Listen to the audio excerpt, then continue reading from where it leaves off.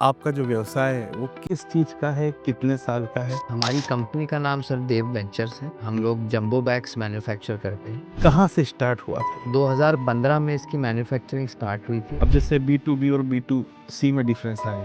अब वैसे आपको डोमेस्टिक और इंटरनेशनल क्लाइंट के साथ भी डील करते समय आपको मेजर फ़र्क क्या दिखा? मैं अगर आपको अपनी जर्नी ब्रीफ में बताऊं तो 2017 में जब मैं स्टार्टअप में काम कर रहा था तो वो एक B2C ब्रांड थी। आप आज आज की तारीख में ज़्यादा कंफर्टेबल किसके साथ है? इंटरनेशनल या डोमेस्टिक? बिकॉज़ आपको लेबर से भी डील करना है, आपको बैंकर से भी डील करना है, आपको एक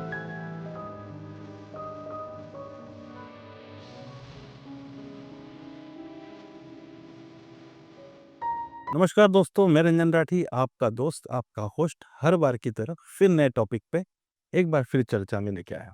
इंदौर से निकली जंबो की पहचान, हर बैग में मेहनत, हर सिलाई में जान। जी हाँ, आज हमारा जो पॉडकास्ट है, एक ऐसे बिजनेसमैन के साथ है, जिन्होंने अपने बहुत कम समय में अपनी लीडरशिप क्वालिटी, अपनी मोटिवेशनल स्किल और अपने अटूट साहस के दम पे अपने बिजनेस को बहुत ऊंचाइयों पे ले गए। He is very young, talented, energetic.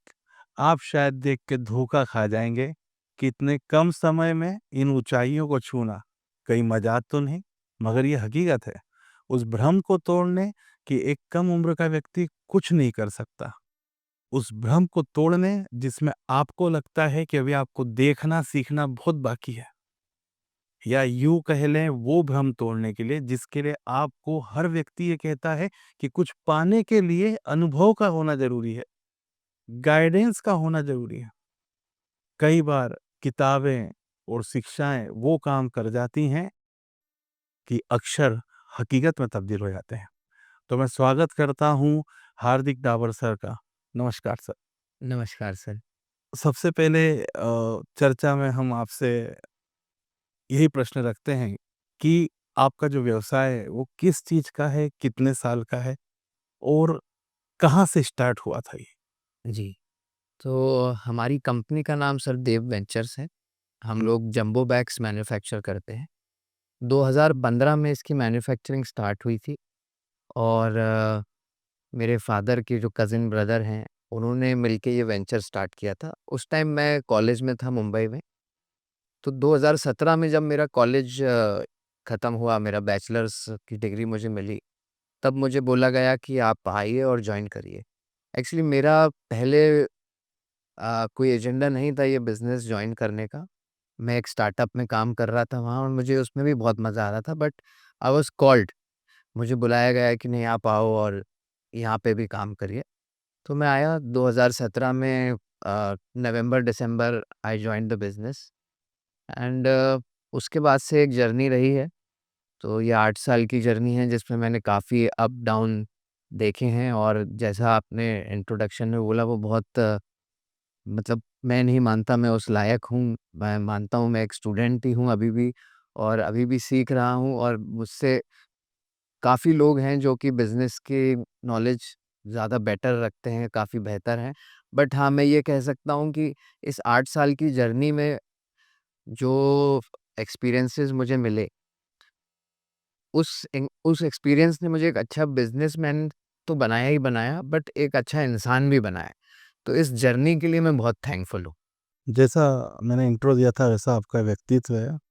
इतना सॉफ्ट, और वो कहते हैं ना कि नम्रता तो इंसान की पहचान है, अकड़ तो मुर्दों की पहचान है। सो अब हम आगे बढ़ते हैं। अभी हार्दिक सर, हमारे जितने भी दर्शक हैं उनके लिए हम कुछ एक ऐसी चीज़ें आपसे पूछना चाहते हैं जो कि एक बिजनेसमैन जिसने फेस करा है टाइम टू टाइम, जी। वो ही बता सकता है। आपकी इस जर्नी में बहुत सारा अलग अलग टाइम फ्रेज आया होगा। बिल्कुल, पहला टाइम फ्रेज जैसा आपने बताया कि आप एक किसी स्टार्टअप के साथ थे, जी, अब आपको बुला लिया गया है जी, आपकी फैमिली बिजनेस में। करेक्ट।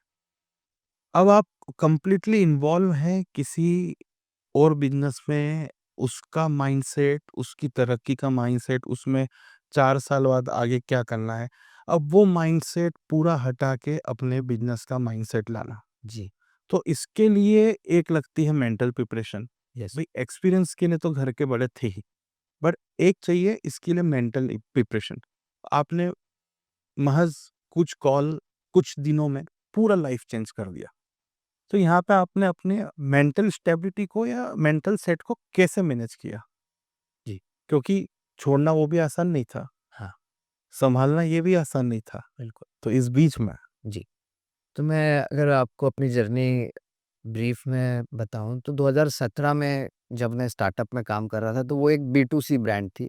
उसमें हम लोग डायरेक्ट कस्टमर से डील करते थे और जब मैं ये बिज़नेस जॉइन करा तो ये एक बी2बी बिज़नेस है। इसमें हमको बड़े कॉर्पोरेट्स, बड़े क्लाइंट्स के साथ डील करना है और प्लस ये कोर मैन्युफैक्चरिंग बिज़नेस है, तो इसमें काफ़ी सारे डिपार्टमेंट्स इन्वॉल्व हो जाते हैं, starting from production, purchase, sales, logistics, फिर आपका फाइनेंस डिपार्टमेंट। तो ये कंप्लीट पैकेज है। Running a manufacturing unit teaches you a lot because आप हर आदमी से डील करते हैं, मतलब हर स्टेज के आदमी से आप डील हर करते हैं। डिपार्टमेंट हाँ, को बिकॉज़ आपको लेबर से भी डील करना है, आपको बैंकर्स से भी डील करना है, आपको एक रेप्यूटेड कस्टमर से भी डील करना है, कॉर्पोरेट से भी डील करना है, तो आपको सीखने बहुत मिलता है। तो माइंडसेट धीरे-धीरे बनता है। सो दो 2017-2018 में जब मैंने स्टार्ट करा तो आई वाज़ अ बिगिनर। मैं सब सीख रहा था, मैं फ्लोर पे जाता था। I used to sit with workers, labours, उनसे समझता था कि मशीन की कैसी एफिशिएंसी है, कैसे चलती है।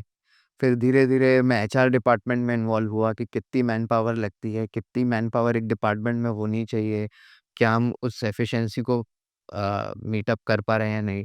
फिर मैंने कुछ कोर्सेज़ करे जिससे मुझे टेक्निकल नॉलेज मिले, क्योंकि मशीनरी वर्क है। तो अगर नॉलेज रहेगी तो कोई भी लेबर या ऑपरेटर हमको यू नो अ, अपनी बातों में नहीं फँसा पाएगा। फिर उसके बाद मैंने धीरे-धीरे सेल्स चालू करे। ओके। हाँ, तो जो कि मेरा फ़ेवरेट डिपार्टमेंट है क्योंकि उसमें आपको फ़ेस टू फ़ेस अपने आप को रिप्रेज़ेंट करने का मौका मिलता है and you have a chance to crack the deal. तो वहाँ मुझे बहुत अच्छा एक्सपोज़र मिला। स्टार्टिंग मैंने डोमेस्टिक जो हमारे इंडियन क्लाइंट्स हैं उनसे करी, फिर ग्रेजुअली मैंने एक्सपोर्ट में भी धीरे-धीरे सीखा। तो एक्सपोर्ट क्लाइंट से डील करना एक एक अलग ही एक्सपीरियंस है बिकॉज़ वो एक अलग कल्चर से आते हैं, एक अलग मोटिवेशन लेके बिज़नेस करते हैं। तो ओवरऑल जो ये जर्नी रही है इसने मुझे काफ़ी लोगों से डील करना सिखाया है, मतलब हर लेवल के लोगों से डील। पर हार्दिक सर, 1 सेकंड में यहाँ पे थोड़ा-सा रोक के एक जी, प्रश्न पूछना होगा। आपने कहा आपने लेबर के साथ समय बिताया, जी। अकाउंट्स डिपार्टमेंट में भी, एचआर डिपार्टमेंट में भी, मतलब आपने इतने लोगों के साथ अपना समय बिताया, तो आपने हर व्यक्ति का एटीट्यूड जी। भी देखा होगा कि लेबर का एटीट्यूड क्या है, उसकी सोच क्या है, उसकी समझ क्या है, कहाँ से कहाँ तक। मैं ह्यूमन बिहेवियर की बात कर रहा हूँ, क्योंकि जो आपने बोला कि सेल्स आपका फ़ेवरेट है, वहाँ पे भी हमारा काम ये होता है कि हम जिसके सामने बैठे हैं उसको अंडरस्टैंड कर रहे हैं। ये कितना पैसा और कितनी बड़ी डील और कितना बड़ा ऑर्डर, जी। है ना?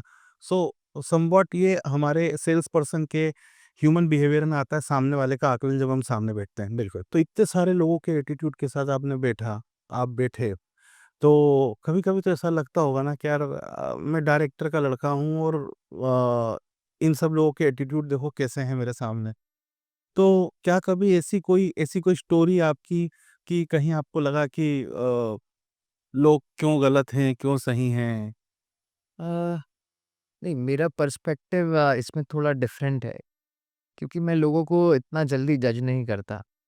पहले मैं एनर्जी रीड करता हूँ, मतलब मोर देन मैं उसके एटीट्यूड से ज़्यादा मैं उसकी एनर्जी रीड करने में विश्वास रखता हूँ।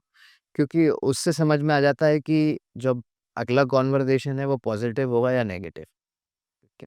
तो ये धीरे-धीरे मैंने बिल्ड करा है अपने आप को, एक ह्यूमन को रीड करने का जो तरीका रहता है, ये एक दिन में नहीं आया। मैंने अपनी बिज़नेस जर्नी के साथ-साथ अपने पर्सनल डेवलपमेंट के लिए काफ़ी कोर्सेज़ करे, like graphology, numerology, tarot learning, then मैं अपना meditation I went for meditation.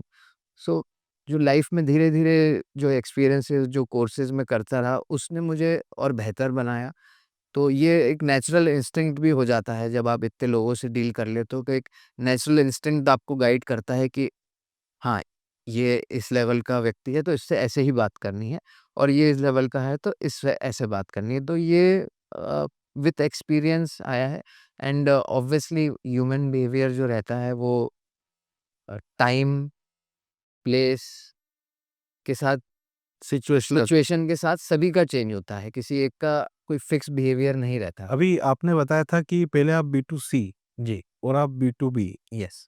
तो आपको क्या डिफरेंस फेस हुआ? मतलब बी टू बी में क्या डील करने का तरीका और बी टू सी में? हाँ, ये दोनों बिज़नेस को अगर कंपेयर करें तो बी2सी बहुत ही एक क्रिएटिव फील्ड है। वहाँ पे आपको आपके प्रोडक्ट पे, आपके प्रेज़ेंटेशन पे ज़्यादा काम करना होता है और बी2बी एक मैकेनिकल अप्रोच से चलता है। बेसिकली उसमें गाइडलाइंस होती हैं, वो एक फिक्स क्राइटेरिया में रहता है, तो वहाँ बहुत ज़्यादा क्रिएटिविटी आप यूज़ नहीं कर सकते क्योंकि बी2सी में आप क्रिएटिविटी ज़्यादा यूज़ कर सकते हो। बट बी2बी में आई वुड से एक जो सिस्टमैटिक अप्रोच रहती है वो ज़्यादा रहती है ओके। कंपैरेटिवली। यस। अब हम आगे चलते हैं कि आपने सारे डिपार्टमेंट में अपना समय बिताया, फिर आपने जो है डोमेस्टिक और फिर इंटरनेशनल। जी। अब जैसे बी टू बी और बी टू सी में डिफरेंस आया, अब वैसे आपको डोमेस्टिक और इंटरनेशनल क्लाइंट के साथ भी डील करते समय आपको मेजर फ़र्क क्या दिखा कि डोमेस्टिक में ये इश्यू है और इंटरनेशनल के साथ ये इश्यू नहीं है, या फिर इंटरनेशनल के साथ ये इश्यू है और डोमेस्टिक के साथ ये इश्यू नहीं है? तो क्या दोनों में जब आप डील करते तो क्या मेजर एक आपको डिफरेंस नज़र आया? हाँ, ये बहुत ही एक अच्छा क्वेश्चन पूछा है आपने क्योंकि ऑब्वियसली डिफरेंस तो है क्योंकि डोमेस्टिक क्लाइंट इंडिया से हैं, तो उनकी अंडरस्टैंडिंग हमें बेटर ही होगी और इंटरनेशनल क्लाइंट किसी और कंट्री से तो उसका कल्चर और उसका वे ऑफ डूइंग बिज़नेस अलग रहेगा।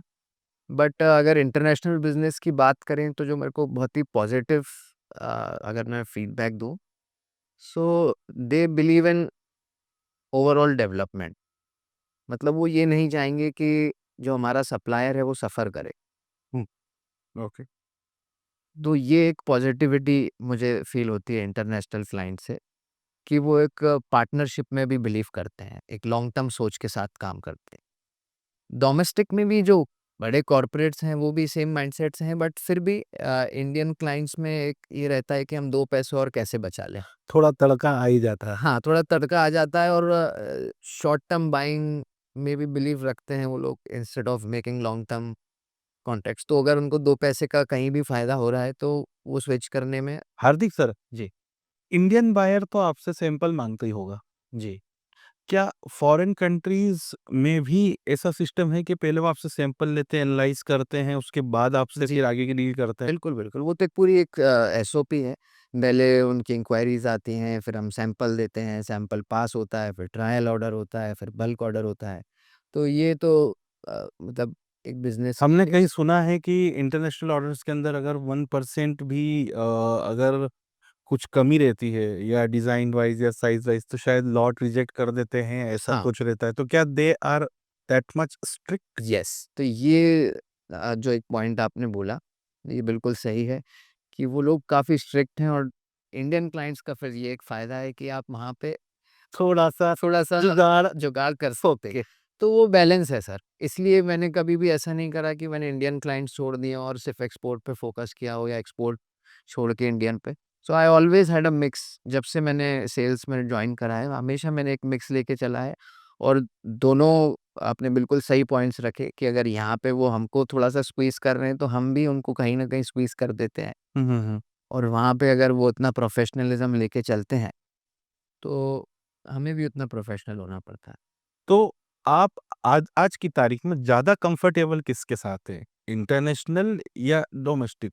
मतलब किसमें आपको ज़्यादा मज़ा आता है? हालाँकि सेल्स तो फुल ऑन एंटरटेनमेंट फील्ड है। हाँ, सही बताऊँ सर तो मुझे तो दोनों ही पसंद हैं। डोमेस्टिक क्लाइंट्स से एक पर्सनल रिलेशन ज़्यादा अच्छा बेटर हो जाता है बिकॉज़ क्योंकि मदर टंग और हाँ, मदर टंग और सेम एनवायरनमेंट और सब चीज़ें हैं। इंटरनेशनल में वो एक पर्सनल बॉन्ड बनने में टाइम लगता है सर, क्योंकि वो इतना जल्दी एक्सेप्ट नहीं करते हैं किसी भी चीज़ को बट फिर भी धीरे-धीरे विद टाइम जब बॉन्ड बनता है तो एक लॉन्ग टर्म बॉन्ड बनता है और उसमें उसमें जैसे जो कभी भी फ्रिक्शन आता है तो फिर वो मैनेज हो जाता है। अब हम बात करते हैं उन छोटे-छोटे पॉइंट्स पे जो कि शायद कहीं आपको लर्निंग की स्टेजेस सिखा के गए होंगे। जब आपने पहली दूसरी डील करी होगी या इनिशियल जब आपने चीजें चालू करी होंगी, तो कौन कौन सी परेशानियां हैं जो आपके सामने आई जिसके लिए आपने स्पेसिफिक टाइम निकाल के उस पर वर्क करा? जैसे मैंने आपको बताया कि काफ़ी बड़े-बड़े प्लेयर्स, बड़े जायंट्स इस फ़ील्ड में हैं और हम लोग एक नई कंपनी थी, तो ऑब्वियसली चैलेंजेस थे।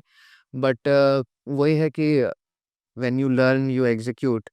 तो मैंने कुछ कोर्सेज़ करे जिससे मेरी टेक्निकल नॉलेज बेटर हुई। तो when I put technical points in front of customer, तो वो एक इम्प्रेसिव पार्ट हो जाता है। फिर हमने अपनी प्रेज़ेंटेशन, अपनी बिज़नेस प्रेज़ेंटेशन, अपनी वेबसाइट, अपने आप को प्रेज़ेंट ऐसे किया कि हम ऐसा ना लगे कि हम कहीं भी कम हैं। वो एक थिंग आपने एक थी। प्रेजेंस अपना स्ट्रॉन्ग करा। हाँ, अपनी प्रेज़ेंस स्ट्रॉन्ग करी, अपने आप को प्रेज़ेंट वैसे किया, फिर इंटरनली अपनी टीम पे काम वैसे किया, अपना इंटरनल कल्चर स्ट्रॉन्ग किया, उनको टारगेट्स से बॉन्ड किया कि नहीं, हमें ये टारगेट्स इस पर्टिकुलर टाइमलाइन में अचीव करने हैं। तो ऐसे ये जर्नी में हम धीरे-धीरे आगे बढ़ते रहे। और स्पेसिफिकली मैंने अगर एक बताऊँ तो जैसे Spain is a big market for this. क्या? तो मैंने एक प्लस करने के लिए मैंने स्पेनिश लैंग्वेज भी सीखी, उसका लेवल 1 सीखा था। तो कहीं न कहीं वो वर्ड्स यूज़ करना तो एक उनको और थोड़ा कम्फर्ट पर्सनलाइज फील मिलता है। होता है। हाँ, उनको पर्सनलाइज़ फ़ील होता है, तो मैंने एक एफर्ट लिया था अलग से। एंड बाकी अपनी टीम के लिए मैंने काफ़ी काम किया, जो कि हमारी इंटरनल टीम है, तो उनके लिए प्रोग्राम्स करना, उनका एक टीम बॉन्ड बनाना और फिर वो हमारी प्रेज़ेंटेशंस में प्रेज़ेंट करना। तो ये इंटरनेशनल क्लाइंट्स को काफ़ी अट्रैक्ट करता है कि ये लोग इंटरनली अपनी टीम पे काम कर रहे हैं। तो ये कुछ पॉइंट्स हैं जिस पे हमने काम किया और हमको सक्सेस मिली। ओके, अब आगे चलते हैं। कई बार ऐसा होता है कि एक तरीके का काम कर करके व्यक्ति बोर भी हो जाता है, हाँ। कभी कभी फ्रस्ट्रेट भी हो जाता है। तो जब सिमेट्रिकल लाइफ चलती है, एक जैसी जब सारी चीज चलती है, तो आप अपने आप को मोटिवेट कैसे करते थे, या आप अपने काम को इंटरेस्टिंग बनाने के लिए क्या करते थे? ऐसे अगर मैं एनालाइज़ करूँ तो मेरे लिए तो लाइफ़ में हर दिन ही एक एडवेंचर रहा है और उसको और इंटरेस्टिंग बनाने के लिए मैं साइड बाय साइड अपने पर्सनल डेवलपमेंट पे काम करता रहा। जैसे कि मैंने आपको बताया कि मैंने कोर्सेज़ करे, मैं बाहर गया, हम लोगों ने अफ्रीका में एक नया प्रोजेक्ट स्टार्ट किया। तो कंटिन्यूअसली बिज़नेस जर्नी में कुछ ना कुछ नया अपने आप भी होता रहा बाय गॉड्स ग्रेस। नई मशीन्स लाना, नए एक्सपेंशंस करना, फिर एक बहुत बड़ा फेलियर भी हमने देखा। हमारी फैक्ट्री में फायर हो गई थी, लाइक इट बिकेम ज़ीरो। फिर उसको वहाँ से बिल्ड करना, ज़ीरो से अगेन जब आपने इतना बड़ा एम्पायर बनाया, उसको ज़ीरो हुआ, उसको वापस से बिल्ड करना। तो मैं तो ये कहूँगा कि हर दिन कुछ ना कुछ नया होता भी रहा और जब भी लाइफ़ मोनोटोनस हुई या ऐसा लगने लगा कि अब सेम-सेम हो रहा है, तो फिर कुछ नया प्रोजेक्ट पकड़ लिया या अपने आप को किसी और चीज़ में भी इन्वॉल्व कर लिया। तो उससे मुझे ऐसा। अभी आपने जिक्र करा कि आपकी फैक्ट्री में आग लग गई थी। जी। Sir,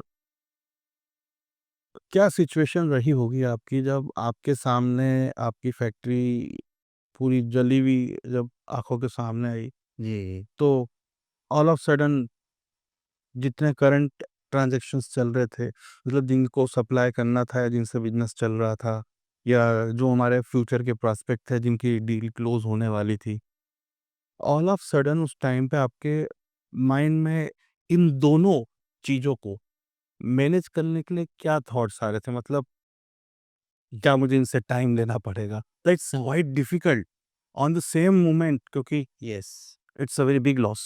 yes. It was a very big loss indeed because 4 साल मुझे याद है जब मैंने बिज़नेस जॉइन किया तो 5वें साल ये फायर हुई थी। तो वो 4 साल की पूरी मेहनत को मैंने जलते हुए अपनी आँखों से देखा है। एंड रात को मुझे कॉल आया था कि एक ऐसा फायर हो गई है and when I reached factory तो आधी फैक्ट्री तो almost was in fire. And बस देख के यही लग रहा था मतलब उस टाइम तो आई वाज़ थॉटलेस क्योंकि इतने सारा थॉट्स जब आते हैं किसी को तो वो आदमी थॉटलेस हो जाता है कि ये हो क्या रहा है? क्योंकि वो एक ट्रॉमेटिक इवेंट होता है। और उस टाइम जो मेरा अटैचमेंट था बिज़नेस से वो भी बहुत ज़्यादा पीक था। बट इस फायर के बाद मुझे ये समझ में आया कि एवरीथिंग इज़ टेम्परेरी। तो सबसे बड़ी लर्निंग इस फायर से ये रही कि everything is temporary and man power is more important than money, because money can be rebuilt, but if a man power is lost, it can't come back. So ये बहुत ही लकी था, God's grace थी कि fire में किसी को कुछ हुआ नहीं। और ऑब्वियसली जब फायर हुई तो दिमाग में चल रहा था कि अब नेक्स्ट स्टेप क्या हुआ, इंश्योरेंस, और क्योंकि सब चीज़ें फर्स्ट टाइम थी, अभी तो बिजनेस सीख रहे थे, उसको बढ़ा रहे थे, बट एक ये नया लर्निंग स्टेज था कि इंश्योरेंस करना, फिर वापस से सेटअप करना और कैसे कस्टमर्स को डील करना। बट बाय गॉड्स ग्रेस उस 4 साल में मैंने मेहनत करी, अपनी फैक्ट्री को तो बड़ा किया, बट अच्छे रिलेशंस बनाए। तो उन रिलेशंस के सपोर्ट ने मुझे वापस खड़ा किया, चाहे वो मेरे सप्लायर्स हो, मेरे बैंकर्स हो, मेरे कस्टमर्स हो, या मेरा स्टाफ हो, मेरे वर्कर्स हो, मेरी टीम हो। क्योंकि जब मैं देख रहा था अपने फैक्ट्री को जलते हुए, तो उस टाइम तो आई वाज़ इन प्रेज़ेंट, क्योंकि मैं वो देख रहा था। तब मुझे मेरे पास एक लेबर मेरा वर्कर आया और बोलता है, "सर, आप टेंशन मत लीजिए, आप ऐसे मायूस मत होइए, हम वापस कर लें।" क्या बात है! फादर ने समझाया, भाइयों ने समझाया, बहुत लोगों ने समझाया, लेकिन जो उस वर्कर की बात दिल पे लगी, बस वो एक पॉइंट था, और उस टाइम डिसाइड कर लिया था कि नहीं यार, वापस करेंगे। खड़ा नहीं तो हाँ, वाप नहीं तो ऑप्शंस तो बहुत थे। ऐसा नहीं है, मैं किसी और बिज़नेस में भी जॉइन कर सकता था, इसको हम टोटल क्विट भी कर सकते थे, और बहुत सारे ऑप्शंस आते, और ये भी था कि इतना बड़ा बर्डन है, वापस क्यों इसमें कूदना? बट क्योंकि अटैचमेंट और जो एक अफेक्शन एक वर्कर्स से। जवाबदारी भी बन जाती सर कि हाँ, आज मेरी कंपनी का इतने लोगों का घर चल रहा है। जी, सबसे बड़ा मेजर वही था कि यार 800 लोग उस टाइम काम कर रहे थे, इन सब का भी चल रहा है काम इससे, उनको दिक्कत होगी। और फिर जो वो कुछ बातें ऐसी लग जाते हैं, और वो कुछ ऐसे भगवान ही करवाता है, वो प्रकृति, परमात्मा ही सब करवाता है। तो हुआ, और फिर हमने 1 हफ्ते के अंदर वापस से एक शेड लिया रेंट पे, और वापस एक नई जर्नी स्टार्ट हुई। जी। तो ये जो उतार-चढ़ाव जब आपके पास आए, आपने समझ लिया कि everything is temporary, even even human being is also temporary. आज हम हैं, क्या पता, राइट? सो अब सवाल आता है कि अगर हर चीज़ टेम्परेरी हो, तो व्यक्ति चाहता है कि मैं रहूँ चाहे ना रहूँ, चीज़ों को इस तरीके से सेटल करा जाए कि मेरे रहने के बाद भी पीछे वालों को दिक्कत ना आए। जिसे हम बोलते हैं आज की दुनिया ने जिसको बोला है पैसिव इनकम, यस। कि आप रहो चाहे नहीं रहो, आपने जो किया उसके एवज़ में पैसिव इनकम जनरेट होती होगी। जी। सो आपने भी क्या अपना रुख इस चीज़ की तरफ अभी तक किया है? जी, अभी मैं इस पे काम कर रहा हूँ सर, क्योंकि अभी तो जो मेरा फ़ोकस है वो ये है कि प्राइमरी बिज़नेस को वापस से उस स्केल पे ले जाना है। बट हाँ, जो आपने बोला पैसिव इनकम, वो तभी होगी जब आपके पास प्राइमरी इनकम अच्छी होगी। तो उसी इनकम से आप पैसिव इनकम भी क्रिएट कर सकते हैं। तो हाँ, डेफ़िनेटली कुछ ऐसे इन्वेस्टमेंट्स और कुछ ऐसी सिस्टम हैं जो हम लोगों ने अभी क्रिएट करे हुए हैं, बट मुझसे ज़्यादा बेटर वो मेरे फ़ादर ने करे हुए हैं, क्योंकि वो उस एज में हैं। सही बात। मैं तो अभी ये माइंडसेट रख के ही चलना पड़ेगा कि अभी हम ग्रोइंग एज में हैं। हालाँकि कभी भी कुछ भी हो सकता है, बट फिर भी फिर सही बात है। अ, अभी हम अब आगे चलते हैं, आपके प्रोडक्ट की बात करते हैं। आप एक जंबो बैग मैन्युफैक्चर करते हैं। तो आप हमारी ऑडियंस को ज़रूर बताएँ कि आपका प्रोडक्ट बेसिकली क्या है? किस इंडस्ट्री में काम आता है? कहाँ-कहाँ काम आता है? बेसिकली जंबो बैग को बल्क बैग बोलते हैं। किसी भी चीज़ को अगर आपको बल्क में स्टोर करना हो, ट्रांसफ़र करना हो, तो जंबो बैग यूज़ होता है। जैसे आपने राइस की पैकेजिंग देखी होगी, दावत राइस के जो पैकेजिंग आती है प्लास्टिक की। तो इट्स द सेम मटेरियल, बस जंबो बैग में ये होता है कि वो 25-50 केजीज़ की जगह 500 kgs, 1000 kgs store plus transport कर सकता है। तो एनी गुड्स मतलब ये काफ़ी सारी इंडस्ट्रीज़ में यूज़ होता है, like agro, chemical, minerals, mining, construction.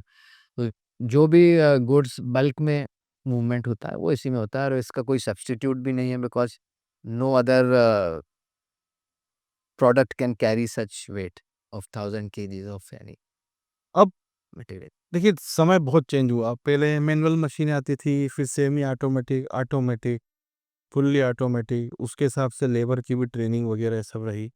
अभी आया है एक नया दौर एआई का। जी। ये एआई ने आपके बिज़नेस को किस तरीके से इफ़ेक्ट किया है? और दूसरा, क्या एआई के आने से आपकी मशीनरीज़ में या इनमें भी कोई लेटेस्ट टेक्नोलॉजी में भी कुछ चेंजेस हुआ है? क्योंकि लोग बोलते हैं जैसे एआई आया, 4 जनों की जॉब खा गया, हाँ, हाँ। राइट? तो क्या आपके बिज़नेस में भी ऐसा कुछ नया अपडेट एआई को लेके?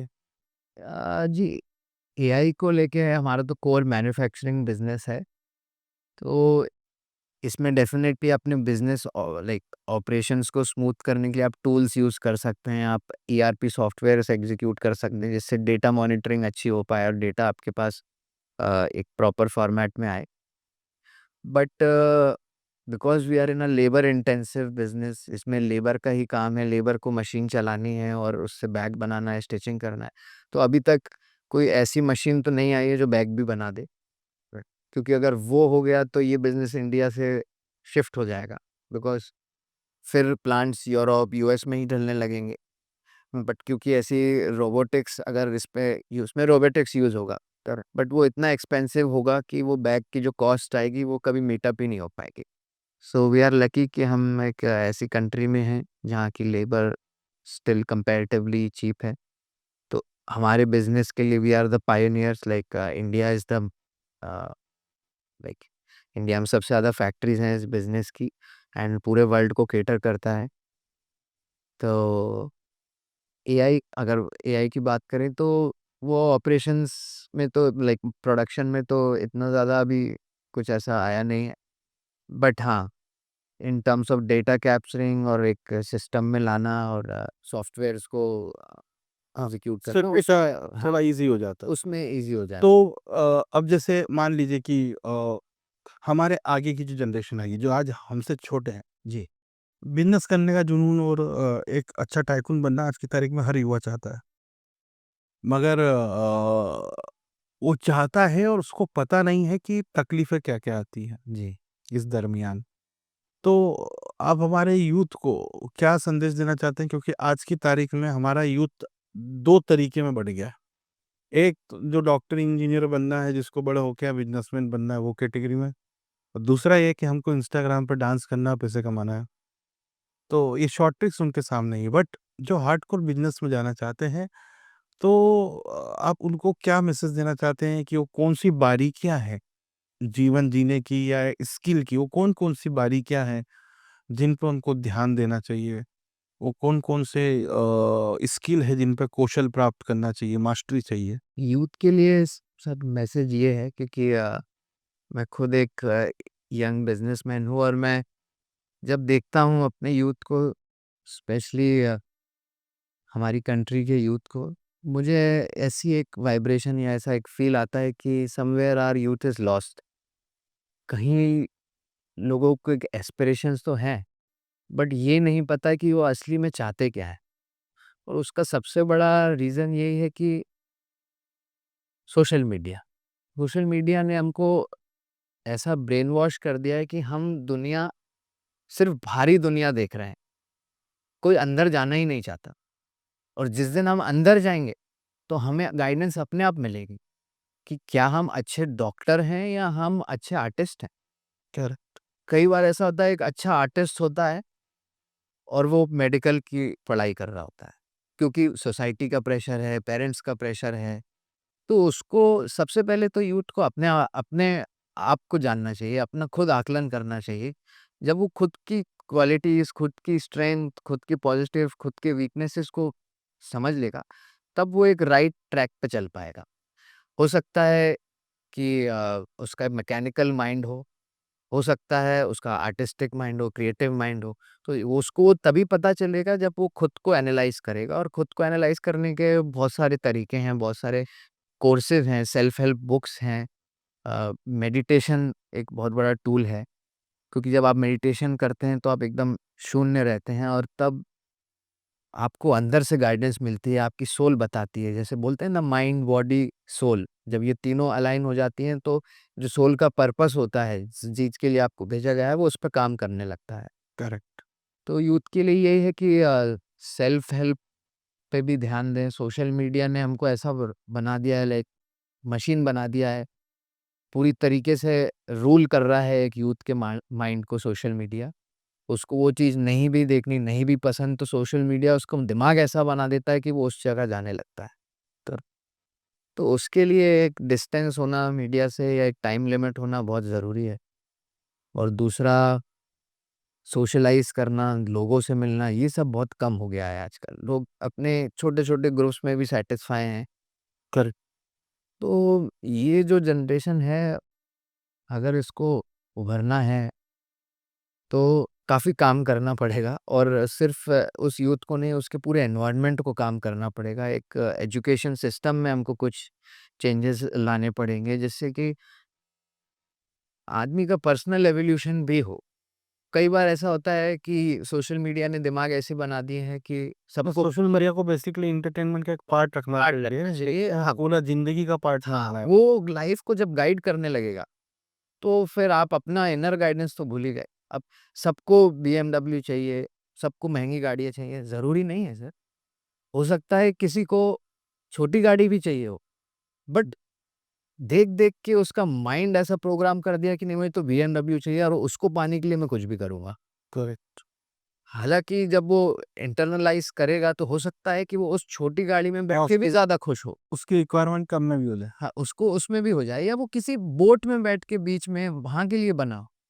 आप समझ रहे हैं मैं क्या कहना चाह रहा हूँ? हर व्यक्ति बीएमडब्ल्यू के लिए नहीं बना है, बट सोशल मीडिया हमको ऐसा ट्रेन करता। BMW is just an example, मतलब इट्स नॉट सही बात। हाँ, हाँ, तो सोशल मीडिया ने हमको ऐसा प्रोग्राम कर रहा है धीरे-धीरे, क्योंकि वो उनका काम है, दे आर कैपिटलिस्ट।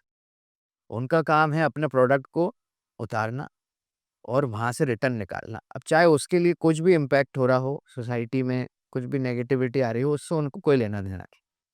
तो अगर ये एनवायरनमेंट हमको चेंज करना है, यूथ को अगर आगे बढ़ाना है, तो there is a term called conscious capitalism, जिसमें कैपिटलिज़्म तो होता है बट कॉन्शियसली होता है, जिससे हम नेचर को इफ़ेक्ट ना कर रहा। ओके। तो उस पे उसके लिए सभी को काम करना पड़ेगा सर। मतलब आपको, मुझे, उस पूरे पॉलिटिकल सिस्टम को, एजुकेशन सिस्टम को, तब जाके धीरे-धीरे जो यूथ है वो, मतलब बेटर ट्रेन हो पाएगा, जान पाएगा कि कहाँ मेरे स्किल्स हैं, कहाँ मेरी स्ट्रेंथ्स हैं, तो वहीं पे काम करेगी। ये तो आपने बात बिल्कुल सही बोली कि यूथ को सबसे पहले अपने आप को पहचानना बहुत ज़रूरी है। जी। और वो कहते हैं ना, ज़िंदगी में उसी ने सबसे बड़ी बात कर ली जिसने खुद से मुलाकात कर ली। तो आपको खुद को जानना, खुद को पहचानना ज़रूरी है। किसी ज़माने में हनुमान जी को भी उनकी शक्तियाँ याद दिलाई गई थी एंड देन दे परफॉर्म। तो वो हर व्यक्ति को जानना चाहिए। और मैं इस चीज़ से पूर्णतः सहमत हूँ कि एंटरटेनमेंट को सीमित ही रखना चाहिए, ताकि आप अपनी लाइफ में क्या बनना चाहते हैं, उसके लिए थोड़ा-सा टाइम निकालें, जबकि ज़्यादा टाइम इसी पे लगना चाहिए। तो थोड़ा करके टाइम निकालेंगे तो फिर धीरे-धीरे ज़्यादा टाइम भी निकलेगा और उस प्रैक्टिस से ही आपका ओवरऑल डेवलपमेंट भी होगा। तो आपने अपने बिज़नेस की लर्निंग्स के दौरान कई सारे कोर्स आपने हमें बताए। जी। तो कोई ऐसा कोर्स जो स्पेसिफिक हो, थोड़ा-सा लोगों की चॉइस से हट के हो? जी। 2 कोर्सेज़ हैं सर, जो ऐसे हैं। पहला विपस्सना, जो थोड़ा-सा हट के है, क्योंकि उसमें जो मेडिटेशन है वो काफ़ी डीप लेवल पे कराते हैं, तो वो जब मैंने किया तो एक लाइफ़ में एक अलग इम्पैक्ट आया। और दूसरा मार्शल आर्ट्स। ओके। यस।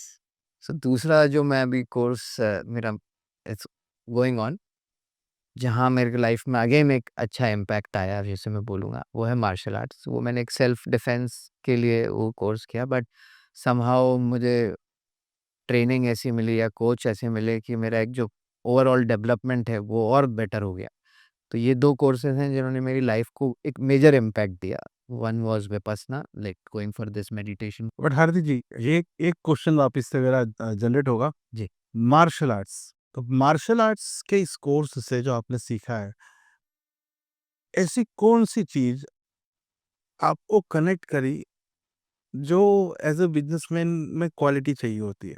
जैसे कहते हैं ना, जैसे आपने मेडिटेशन बताया मुझे, जी, तो उसके अंदर आता है कंसंट्रेशन, करेक्ट, राइट? वो एक बिज़नेसमैन के लिए ज़रूरी है। ज़रूर। तो इस ट्रेनिंग से ऐसी कौन-कौन सी खूबियाँ आपको लगी कि हाँ, ये मेरे को उधर भी हेल्प करी? मतलब करते समय तो बट ऑब्वियसली पता नहीं होगा, लेकिन बाद में आपको लगा कि हाँ, अरे मुझे उधर भी हेल्प कर रही है। तो मार्शल आर्ट्स ने टफनेस आई है, एक सिक्स्थ सेंस आप बेटर, क्योंकि अब मार्शल आर्ट्स में आप ऑब्ज़र्व करते हैं बेसिकली।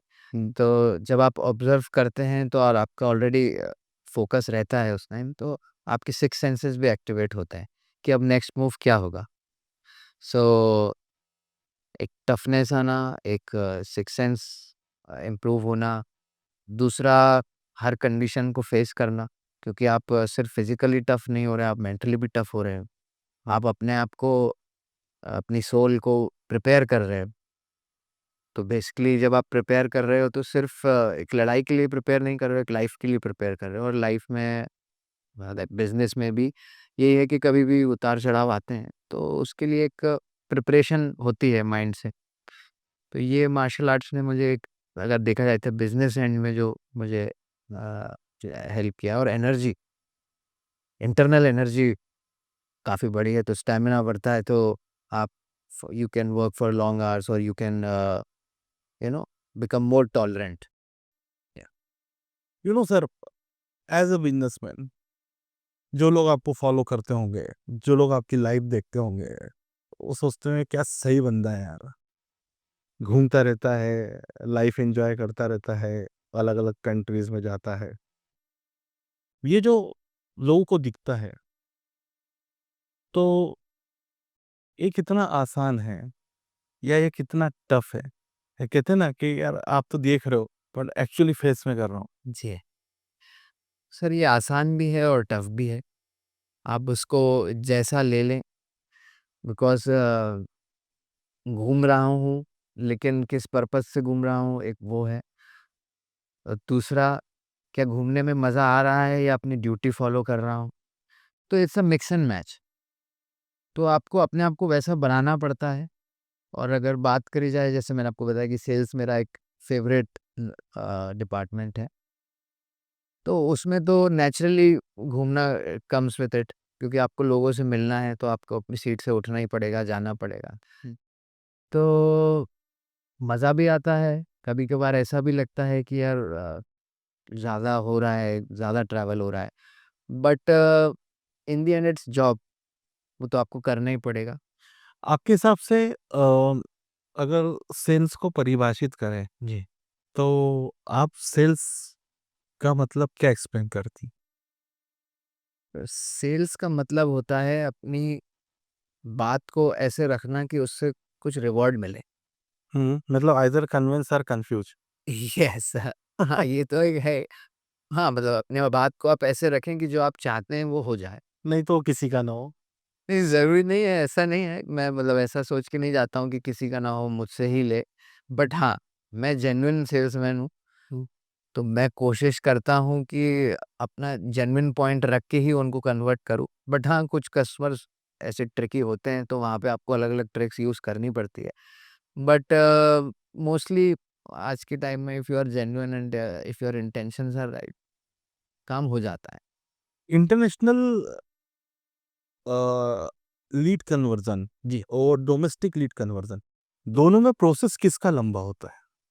प्रोसेस इंटरनेशनल का लंबा होता है, बिकॉज़ वो लोग बल्क ऑर्डर्स देते हैं, तो उनको ऑनबोर्ड करना। नहीं, in the case both order quantity same तो इन भी दैट कंडीशन। तो भी इंटरनेशनल ज़्यादा टफ है, बिकॉज़ डोमेस्टिक में आप तुरंत जाके वहाँ मिल सकते हैं, एक पर्सनल टच बना सकते हैं, बट इंटरनेशनल में it's not always the same. आप हर बार तो ट्रैवल नहीं कर सकते, और अगर आप ट्रैवल कर रहे हैं तो आप कोशिश करेंगे कि आप मैक्सिमम क्लाइंट से मिलें। तो टाइम वाइज़ ऑब्वियसली डोमेस्टिक कम रहता है और हार्दिक इंटरनेशनल सर, ज़्यादा। एक प्रश्न और मेरे दिमाग में आता है कि जैसे आज आप इंटरनेशनल क्लाइंट से गूगल मीट पे भी मिल सकते हैं, स्काइप से मिल सकते हैं, व्हाट्सएप है, कई सारे टूल्स हैं, वीडियो कॉल्स हैं, उनसे भी बात कर सकते हैं। अब आपके प्रोडक्ट में अगेन मेरा एक बड़ा थोड़ा-सा तिरछा क्वेश्चन है। हम इंडियंस तो क्या है हाथ लगा के फ़ील करते हैं, राइट? जब तक वो फ़ील नहीं आता आदमी परचेज़ नहीं करता है। क्या फॉरेन कंट्रीज़ में भी ऐसा होता है कि उनको भी टच एंड फ़ील से ही उनको मज़ा आता है या वो सैंपल से कंफर्टेबल है, हाँ, सैंपल भेज दिया आपका ऑर्डर रेडी कर दिए? देखिए इसमें इंटरनेशनल में क्या, इंटरनेशनल में भी डिफरेंट टाइप्स ऑफ क्लाइंट्स हैं। कुछ ऐसे होते हैं जिनको आप सैंपल दीजिए, सैंपल उनको अच्छा लगा तो दे विल प्लेस ऑर्डर। कुछ ऐसे होते हैं जो कहते हैं कि नहीं हम विज़िट करेंगे, हम खुद आएँगे, तब वो आप पूरा सेटअप देख के फिर ऑर्डर्स देंगे। कुछ ऐसे होते हैं जो कि चाहते हैं कि हम लोग उनके पास जाएँ। कि हमने सैंपल देख लिया, अब बंदे को देख लेते नहीं, हाँ, मतलब कह सकते हैं। डिफरेंट टाइप्स ऑफ क्लाइंट्स, उनकी अलग-अलग रिक्वायरमेंट होती है। तो साइज़ के ऊपर भी डिपेंड करता है, अगर कोई बहुत बड़ा क्लाइंट है, तो फिर उसको उस हिसाब से डील करना पड़ता है। एक बिज़नेसमैन के लिए सबसे बड़ा क्वेश्चन, इस पॉडकास्ट का सबसे इम्पोर्टेंट क्वेश्चन, जब एक समय पे कभी 2 चीज़ें आपको आती हैं, जी। तो उसको आप कैसे मैनेज करते हैं? मतलब ये देखते हैं कि किसमें ज़्यादा अमाउंट है, ये देखते हैं किसमें ज़्यादा रिलेशनशिप है, या ये देखते हैं कि किसका फ्यूचर ज़्यादा है? मतलब ये 3 अलग-अलग डायमेंशन है। अलग-अलग। Relation can be influence your decision, yes. Money can B influence your decision, है ना? एंड द फ्यूचर ग्रोथ, जैसे कोई नया कस्टमर है और ऐसा ऑर्डर दे रहा है जो हर साल रिकरिंग हो, जी। तो इन 3 सिचुएशन में है और ये तीनों आपसे सेम टाइम पे ही बात करना चाहते हैं। Now what is your preference? Sir preference, मतलब अगर इस क्वेश्चन को मैं आंसर करूँ तो एक बिज़नेसमैन के लिए एक लॉन्ग टर्म अप्रोच होना बहुत ज़रूरी है। क्योंकि ऐसा तो नहीं है कि वो आज बिज़नेस कर रहा है और कल बंद कर देगा या कुछ महीनों में बंद कर देगा। सही बात है। तो लॉन्ग टर्म अप्रोच जब आपकी होती है तो आपका माइंड आपको खुद गाइड करता है कि नहीं यार, मुझे लॉन्ग टर्म में कहाँ फ़ायदा होगा, तो मैं वहीं अपना एफ़र्ट ज़्यादा डालूँ। चलो शॉर्ट टर्म में आज इसने मुझे फ़ायदा दे भी दिया, इस क्लाइंट ने या किसी भी सिचुएशन ने, बट लॉन्ग टर्म में तो वो नहीं रहेगा। तो बेसिकली एक ये प्रिंसिपल दिमाग में रख के हम लोग काम करते हैं कि लॉन्ग टर्म प्रॉफ़िटेबिलिटी या long so term. Guys always long term investment is the best investment, ये ध्यान रखें, सर भी इसी चीज़ से बोलते हैं। कई कदम-कदम पे आपको कई बार आपका शेड्यूल बहुत हेक्टिक भी हो जाता होगा। कई बार ऑफ द टाइम भी काम करना पड़ता होगा। तो आपकी जो पर्सनल लाइफ़ है उसकी तरफ से प्रेशर प्रेशर नहीं आता आपके ऊपर इस चीज़ को लेके? क्या आप ऑफ द टाइम भी काम कर रहे हैं? और कई बार कई दिनों तक ऐसा हो जाता है। जी। सर एक बिज़नेसमैन को मल्टीटास्क करना तो सीखना ही पड़ता है। चाहे वो बिज़नेस में करे या अपनी पर्सनल लाइफ़ में भी कहीं न कहीं मैनेज करना पड़ता है। तो बिज़नेस आपको बैलेंस करना सिखाता है एंड ये विथ ऐज ही आता है, विथ टाइम ही आता है। तो पहले कहीं न कहीं पर्सनल हाई लाइफ़ भी हैम्पर होती थी, बट विथ टाइम सब चीज़ें एडजस्ट होने लगती हैं और एक फ्लो बन जाता है। तो जब आप एक स्टेट ऑफ फ्लो में होते हो तो आप 10 चीज़ें भी मैनेज कर लेते हो साथ में, बट उस स्टेट ऑफ फ्लो में आने के लिए आपको अपने आप को इवॉल्व करना होता है। अब हम हार्दिक सर की कुछ और अच्छी चीज़ें जानते हैं। सर, आप अपने आप को मतलब आप एंटरटेनमेंट के लिए आप कौन-कौन से स्पोर्ट्स हाँ, तो स्पोर्ट्स एंड म्यूज़िक ये 2 मेरे फ़ेवरेट हैं। मतलब ये आप ये समझ लीजिए ये मेरे लाइफ़ के ऐसे पार्ट हैं, जो ये ना हो तो मैं शायद like I will be like a dead person. I love music. तो क्योंकि मैं इतना ट्रैवल करता हूँ, मैं अपनी गाड़ी में ही रहता हूँ ज़्यादातर, तो म्यूज़िक इज़ समथिंग जो कि मुझे अपलिफ्ट करता है और मूड के हिसाब से आप अपना म्यूज़िक चेंज कर सकते हो और इट मतलब इट्स अ ब्लेसिंग। मैं बोलूँगा इस जनरेशन, इस लाइफ़ की सबसे बड़ी ब्लेसिंग है म्यूज़िक। और दूसरा स्पोर्ट्स तो मैं शुरू से ही जब से मैं स्कूल में भी था तो I have been a good sports person. तो मैं अभी भी अपना बैडमिंटन, कभी-कभी क्रिकेट कोशिश करता हूँ कि खेलूँ। बैडमिंटन इज़ अ स्पोर्ट जो कि मैं ऑफ़नली खेलता हूँ, which is like I am good at it. तो आप वीक में इस स्पोर्ट्स पे कितना टाइम देते हैं? सर आई मतलब आपने ऐसा कुछ शेड्यूल बना रखा है कि यार मॉर्निंग 1 घंटा तो मुझे खेलना है? हाँ, कभी-कभार डिस्टर्ब होता है schedule because you are travelling या आपको कुछ और प्रायोरिटीज़ हैं, बट हाँ, आई मोस्टली मैं इवनिंग में अपना 1 से डेढ़ घंटा बैडमिंटन का मेरा रूटीन है। तो जैसे आप फॉरेन जाते हो तो ये शौक वहाँ पे ही पूरा करते हो आप, मतलब फाइन करते होंगे इसी जगह के यार थोड़ा सा कभी कोड आ जाए। हाँ, ट्रैवल कर रहे होते हैं तो नहीं, बैडमिंटन तो सर इतना ईज़ी नहीं रहता, बट हाँ, आप जिम जा सकते हो, अपना वर्कआउट कर सकते हो। बेसिकली 1 से डेढ़ घंटा अपनी बॉडी को देना, चाहे आप कहीं भी हो, आई मेक श्योर कि वो मैं करूँ। ओके। जी। सो अब हम सर आपके साथ एक रैपिड फायर राउंड आपके साथ चाह रहे हैं। जी। हम आपसे कुछ क्वेश्चंस पूछेंगे, उसमें 2 ऑप्शंस देंगे और उसमें से आपको एक ऑप्शन सिलेक्ट करना होगा। जी। प्रॉफिट और पर्पस। पर्पस। ओके। स्पीड या stability. Speed. Okay. Luxury life या legacy building. Legacy building. Okay. Team loyalty या raw talent. Team loyalty. Okay. Peace of mind या power of skill. Power of skill. Brand value या personal name. Brand value. Okay. Play fast और play safe. Play safe. Respect या recognition quite difficult. Tough. Respect. Fame या freedom. Freedom. Hazel all day और balance every day. Balance everyday. Thank you. तो ये था आज का हमारा पॉडकास्ट जिसमें हमने आपको बताया कि एक व्यक्ति को अगर बिजनेस करना है या एक सफल बिजनेसमैन बनना है तो किन किन रास्तों से गुजरना पड़ता है और क्या क्या तकलीफें झेलना पड़ती है जब कंडीशन पॉजिटिव हो या नेगेटिव हो। और यकीन मानिए एक बार आपको नेगेटिव फेस करना ही पड़ेगा, क्योंकि गिरना ही संभलने की पुस्तक का पहला अध्याय है। तो अगर आप गिरे नहीं हो और सिर्फ संभलते ही रहे हो तो आप समझ जाओ कि गिर के एक बार संभलना आपके बिजनेस को 10x पे जरूर ले जाएगा। सो आज के लिए इतना ही। मेरे पेज को फॉलो करें। मैं आपका दोस्त रंजन राठी अगले पॉडकास्ट में फिर कोई नए टॉपिक को लेके आऊंगा। आज के लिए इतना ही। धन्यवाद। Thank you.